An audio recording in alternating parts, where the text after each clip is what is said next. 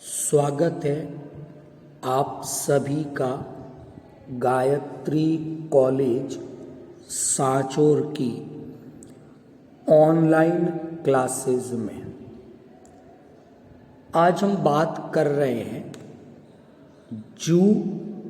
Geographical regions के बारे में। हिंदी में इन्हें हम प्राणी भौगोलिक क्षेत्र के नाम से जानते हैं। तो आज हम बात करेंगे प्राणी भौगोलिक क्षेत्रों की, जिसे अंग्रेजी में जियोग्राफिकल रीजन्स के नाम से जाना जाता है। और जिस टॉपिक की आज हम लोग बात कर रहे हैं, ये topic BSc part first zoology के फर्स्ट पेपर का एक टॉपिक है। तो इस पेपर के कुछ टॉपिक जिसमें जंतुओं के वर्गीकरण के बारे में, जंतुओं के कुछ संघों के वर्गीकरण के बारे में हम लोगों ने पहले भी बात की है।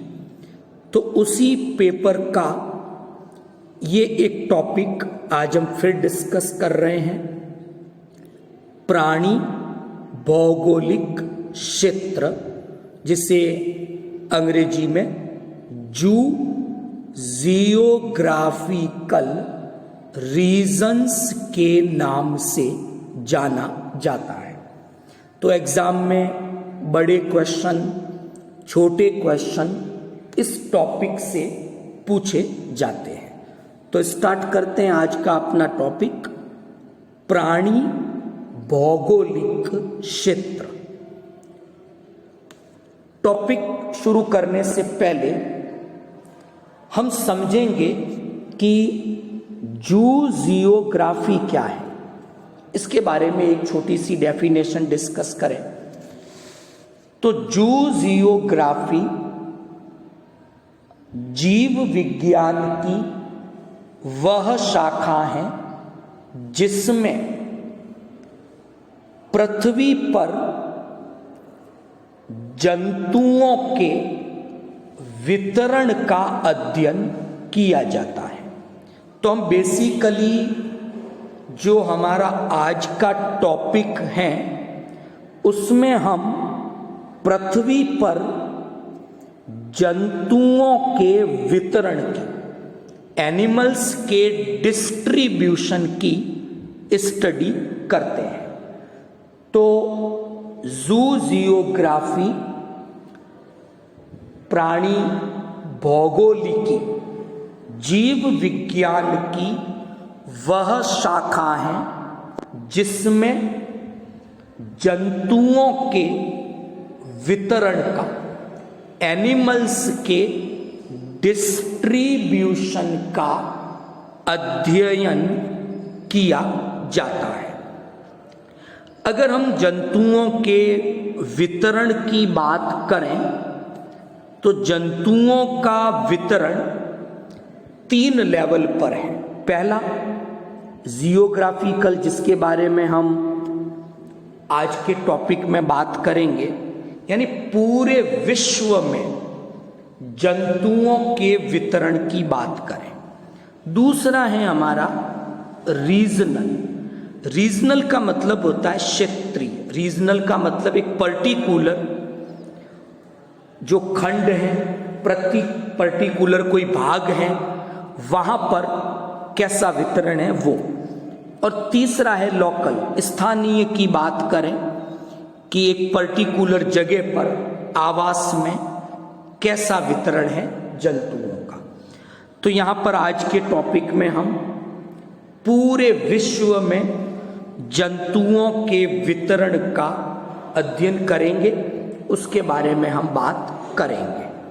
तो स्टार्ट करते हैं। तो पहले नाम आता है दो वैज्ञानिकों का, बड़ा इंपॉर्टेंट है, नाम याद होना चाहिए हमें। पहला वैज्ञानिक है स्केलेटर। तो सबसे पहले एक वैज्ञानिक था स्केलेटर, नाम याद रहेगा। तो स्केलेटर ने क्या किया, बेसिकली पक्षियों की बात की, बर्ड्स की बात की। अच्छा, पक्षियों में भी स्केलेटर ने उन पक्षियों की बात की जो फ्लाइट लेस थे, यानी उन पक्षियों की बात की जो अपने वजन के कारण, बड़े आकार के कारण उड़ नहीं सकते थे। तो स्केलेटर ने पहली बार उड़न विहीन फ्लाइट लेस पक्षी जो हैं इनके ऊपर अपना अध्ययन किया और इन उड़न विहीन, इन फ्लाइट लेस जो बर्ड्स हैं इनके वितरण का अध्ययन किया और उसी आधार पर पहली बार स्केलेटर ने पूरे विश्व को इन फ्लाइटलेस बर्ड या इन पक्षियों के वितरण के आधार पर 6 बड़े जो प्राणी भौगोलिक क्षेत्र हैं, जो जियोग्राफिकल रीजन है, उसमें वर्गीकृत किया। तो ये पहला प्रयास स्केलेटर का था और स्केलेटर की जो स्टडी थी वो बेसिकली पक्षियों के वितरण पर थी। इसके बाद नाम आता है अल्फ्रेड वालेस का। तो वालेस ने क्या किया कि पूरे विश्व में विभिन्न प्रकार के जंतुओं का, जिसमें पक्षी तो थे ही, पक्षियों के अलावा जो अन्य जंतु थे उनको भी सम्मिलित किया और पूरे विश्व में इन जंतुओं के वितरण का, डिस्ट्रीब्यूशन का अध्ययन किया। तो इस प्रकार वालेस ने भी संपूर्ण विश्व को जंतुओं के वितरण के आधार पर 6 प्रमुख भौगोलिक क्षेत्रों में, जू जियोग्राफिकल रीजन में वर्गीकृत किया। तो बात करते हैं वो रीजन कौन से हैं। वालेस ने जो रीजन बनाए, पहला रीजन था पहली आर्कटिक रीजन, हिंदी में आप इसे पहली आर्कटिक प्राणी भौगोलिक क्षेत्र के नाम से जानते हो। जो दूसरा रीजन था वो था नियार्कटिक प्राणी भौगोलिक क्षेत्र। तो पहला पहली आर्कटिक, दूसरा नियार्कटिक। तीसरा जो रीजन था वो था नियोट्रॉपिकल रीजन, तीसरे वाले का नाम है नियोट्रॉपिकल। चौथा जो रीजन था वो था इथोपियन रीजन, पांचवा ओरिएंटल रीजन और लास्ट जो नंबर 6 पे था वो था आपके ऑस्ट्रेलियन रीजन। तो इस तरह से वालेस ने जंतुओं के वितरण के आधार पर संपूर्ण विश्व को इन 6 प्राणी भौगोलिक क्षेत्रों में, इनको हम कहते हैं प्राणी भौगोलिक क्षेत्र। तो ये कुल 6 प्राणी भौगोलिक क्षेत्र वालेस ने बनाए। एक दो बार नाम आप रिपीट करोगे तो याद हो जाएंगे आप लोगों को। पैलियार्कटिक, नियार्कटिक, नियोट्रॉपिकल, इथोपियन, ओरिएंटल और ऑस्ट्रेलियन रीजन। स्केल्टर ने भी इसी प्रकार से 6 प्राणी भौगोलिक रीजन बताए थे, लेकिन ओरिएंटल रीजन को इंडियन रीजन नाम जो है वो दिया गया था। तो अब हम बात करेंगे 1 बाय 1 इन प्राणी भौगोलिक क्षेत्रों की। तो जब हम ये स्टडी करेंगे तो बेसिकली जो जंतुओं का वितरण है, एनिमल का जो डिस्ट्रीब्यूशन है, वो डिपेंड करता है कई सारे फैक्टर्स पर, कई कारक हैं। वहां पर वर्षा कितनी हो रही है, टेम्परेचर वहां का कैसा है, तो ऐसे कई सारे फैक्टर जंतुओं के वितरण को प्रभावित करते हैं। तो बेसिकली जब हम इन प्राणी भौगोलिक क्षेत्रों की 1 बाय 1 डिस्कस करेंगे तो 3 इंपॉर्टेंट बातों पे हम फोकस करेंगे। नंबर 1 कि जिस प्राणी भौगोलिक क्षेत्र की हम बात कर रहे हैं तो उसमें एक तो हम ये डिस्कस करेंगे कि उस प्राणी भौगोलिक क्षेत्र में विश्व के कौन से भाग सम्मिलित किए गए हैं। तो कुछ देश हो सकते हैं, किसी देश का कोई पर्टिकुलर हिस्सा हो सकता है। तो पहला डिस्कशन हम लोगों का ये रहेगा कि जिस प्राणी भौगोलिक रीजन की, जिस प्राणी भौगोलिक क्षेत्र की हम बात करेंगे उसमें कौन से क्षेत्र, एरिया सम्मिलित किए गए हैं, उनके नाम। नंबर 2 दूसरी हम बात करेंगे कि उस पर्टिकुलर प्राणी भौगोलिक क्षेत्र में ऐसे कौन से जंतु हैं, ऐसे कौन से एनिमल्स हैं जो केवल वहीं मिलते हैं, यानी वहां की एंडेमिक प्रजातियां कौन सी हैं। एंडेमिक मतलब ऐसी कोई प्रजाति जो एक विशेष भौगोलिक क्षेत्र तक ही सीमित हो, उनकी बात करेंगे। कुछ कॉमन एनिमल्स की भी बात करेंगे जो वहां मिलते हैं। तो इस पे हमारी स्टडी फोकस रहेगी। तो दूसरी बात हम स्टडी करेंगे उस प्राणी भौगोलिक क्षेत्र में पाई जाने वाली जंतुओं की प्रजातियों के बारे में, विशिष्ट जंतुओं के बारे में। तो हम बात करेंगे फौना की, कि वहाँ का जो प्राणी जात है, फौना को हम हिंदी में उस पर्टिकुलर जगह का प्राणी जात और अंग्रेजी में इसे फौना कहा जाता है, उसकी हम बात करेंगे। तो आज के लेक्चर में हम शुरुआत कर रहे हैं पहली आर्कटिक रीजन से। ये एक वर्ल्ड का मैप है और इसमें हमने इन रीजन्स को पर्टिकुलर मार्क किया हुआ है। तो जो शेडेड एरिया है, छायांकित भाग जो दिख रहा है वर्ल्ड के मैप में आपको, ये पूरा शेडेड एरिया पहली आर्कटिक रीजन को प्रदर्शित करता है। अगली स्लाइड में हम बात करेंगे कि इस पहली आर्कटिक रीजन में कौन से भाग, कौन से देश सम्मिलित किए गए हैं। तो इस स्लाइड में हमने इस बात पे फोकस किया है। तो 1 बाय 1 स्टार्ट करेंगे कि कौन से रीजन्स पहली आर्कटिक रीजन में सम्मिलित किए गए।